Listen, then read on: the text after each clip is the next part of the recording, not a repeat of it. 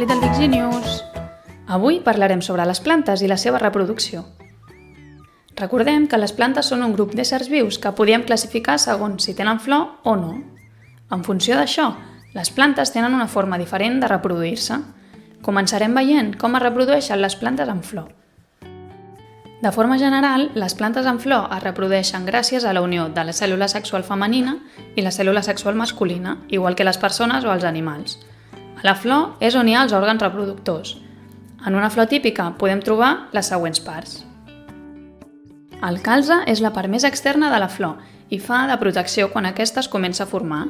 En aquesta part hi trobem els sèpals, que són unes fulles petites de color verd. La corol·la, a la part superior, està formada pels pètals, que solen ser de colors vius per atraure els insectes. Al seu interior podem veure el pistil, que és l'òrgan reproductor femení, que té una forma semblant a la d'una ampolla.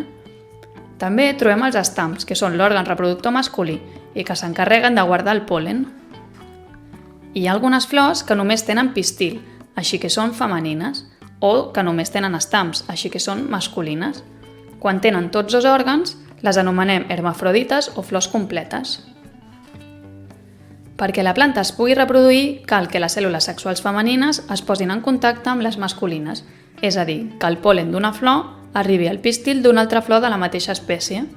Aquest procés és la pol·linització i es pot donar de dues formes, gràcies al vent, com els dents de lleó o les flors del pi, o gràcies als insectes, que es veuen atrets pel color dels pètals i per l'olor de les flors.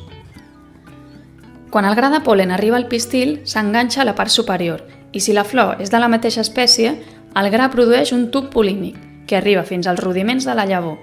Per aquest tub baixen les cèl·lules sexuals masculines i es troben amb les femenines, produint la fecundació. Com a resultat, a cada rudiment es forma un zigot, després un embrió i finalment es converteix en la nova llavor.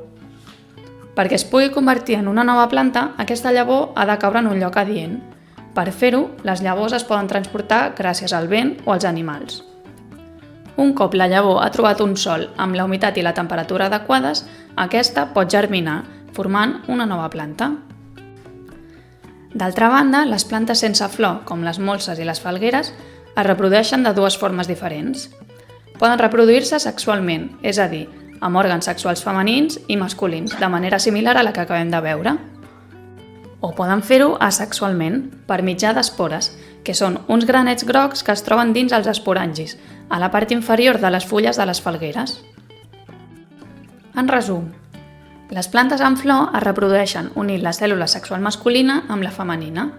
Les cèl·lules sexuals es troben als estams i al pistil.